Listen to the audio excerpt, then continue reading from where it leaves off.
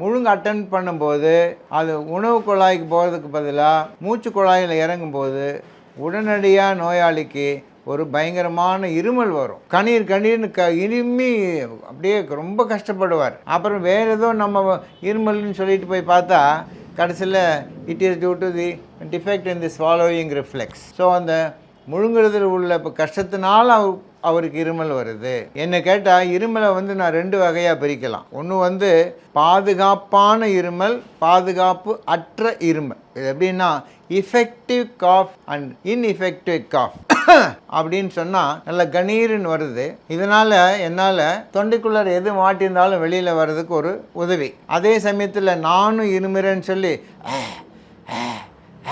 அப்படின்னு நான் இருமுறனே தவிர அதனால் எந்த விதமான பலனும் இல்லை. அதனால் இருமும்போது நாங்கள் மருத்துவர்கள் என்ன பண்ணுவோம், ரொம்ப கவனமாக அதை பார்ப்போம். இந்த இருமல் நல்ல இருமலா இல்லை பாதுகாப்பற்ற இருமலான்னு பார்த்துட்டா ரொம்ப சுலபம். இருமல் நல்ல இருமலாக இருந்தால் நாங்கள் அதை என்கரேஜ் பண்ணுவோம். நல்லா இருமி இருக்கிற தொண்டையில் இருக்கிற சளி நீரெல்லாம் எடுத்துருங்க ஐயா அம்மா அப்படின்னு சொல்லுவோம். ஆனால் அதே சமயத்தில் அந்த ரொம்ப பலவீனமான இருமலாக இருந்தால் நாங்கள் என்ன செய்வோம், உடனடியாக வாய் வழியாக கொடுக்குறத நிறுத்திட்டு மூக்கு வழியாக போட்டு ரைல்ஸ் டியூப்னு சொல்லுவோம், நேசோகாஸ்ட்ரிக் டியூப், அதை போட்டு அதுக்கு வழியாக ஆகாரம் கொடுப்போம். வாய் வழியாக கொடுக்குறத நாங்கள் கூடுமான வரலையும் அவாய்ட் பண்ணிவிடுவோம்.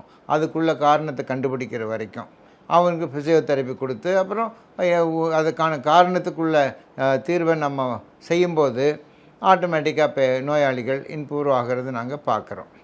அப்புறம் 3வது முக்கியமான காரணம், சாப்பிட்றோம் டாக்டர், வாய்க்குள்ளே போயிடுது, மென்னுடுறேன், முழுங்கிடுறேன்.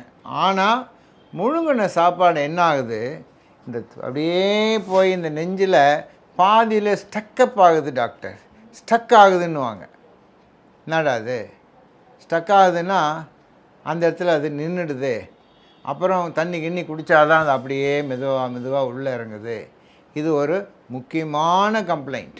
இந்த கம்ப்ளைண்ட் யாருக்கு இருந்தாலும் சரி, எவ்வளோ நாள் இருந்தாலும் சரி, அது எவ்வளோ ஒரு பெருசாக உங்களுக்கு தொந்தரவு கொடுக்கலனாலும் சரி, தயவு செய்து இதுக்கு உணவு குழாயில் ஏதாவது பிரச்சனை இருக்கா, இல்லை உணவு குழாய் சுற்றிலும் ஏதாவது பிரச்சனை இருக்கா அப்படின்றத நம்ம தயவுசெய்து பார்த்துடணும். இல்லைன்னா அந்த பேஷண்ட்டு முற்றிலுமாக ஒரு டோட்டல் டிஸ்பேஜியா அப்படின்னு சொல்லுவோம், ஒரு தண்ணி கூட முழுங்க முடியாத நிலைமைக்கு வரும்போது அப்போ போய் நம்ம இன்வெஸ்டிகேஷன் பண்ணும்போது அது ஒரு முற்றிப்போன ஒரு கேன்சராக கூட இருக்கும். இல்லைன்னா ஸ்ட்ரிக்சர் இசஃபேகஸ்ன்னு சொல்கிறோம்.